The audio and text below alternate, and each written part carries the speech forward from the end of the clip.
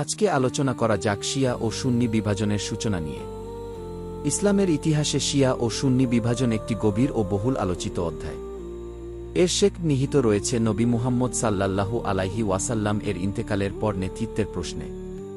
11 হিজরি 632 খ্রিস্টাব্দে নবীর ইন্তেকালের পর মুসলিম উম্মাহকে দ্রুত সিদ্ধান্ত নিতে হয় কে নবীর পরে রাষ্ট্র ও ধর্মের নেতৃত্ব দেবেন। অধিকাংশ সাহাবা সাকিফা নামক স্থানে পরামর্শ শুরা করে আবু বকর রাদিয়াল্লাহু আনহুকে প্রথম খলিফা নির্বাচিত করেন। এই সিদ্ধান্তকে সংখ্যাগরিষ্ঠ মুসলমান সমর্থন করলেও কিছু সাহাবা বিশ্বাস করতেন নবীর পরিবার থেকেই উত্তরসূরি নির্ধারিত হওয়া উচিত ছিল, বিশেষ করে নবীর চাচাতো ভাই ও জামাতা আলী রাদিয়াল্লাহু আনহুকে প্রথম নেতা হিসেবে মানা উচিত ছিল। এখানেই বিভেদের সূচনা ঘটে। আবু বকর, উমর ও উসমান রাদিয়াল্লাহু আনহুম ধারাবাহিকভাবে খলিফা হন। তাদের নেতৃত্বে ইসলাম বিস্তৃত হয়, মিসর, সিরিয়া, ইরাক, ইরানসহ বিশাল অঞ্চল ইসলামী শাসনের অন্তর্ভুক্ত হয়। কিন্তু উসমান রাদিয়াল্লাহু আনহু এর শেষ দিকে রাজনৈতিক অসন্তোষ ও বিদ্রোহ শুরু হয় এবং 35 হিজরিতে তিনি শাহাদাত বরণ করেন। এরপর আলী রাদিয়াল্লাহু আনহু খলিফা হলেও শাসনামলে তীব্র গৃহযুদ্ধ শুরু হয়।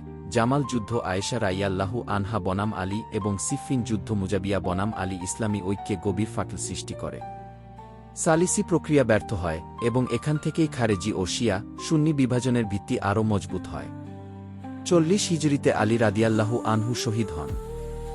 এরপর উমাইয়া বংশের শাসন শুরু হয়, যা বহু শিয়ার কাছে অবৈধ বলে বিবেচিত হয়।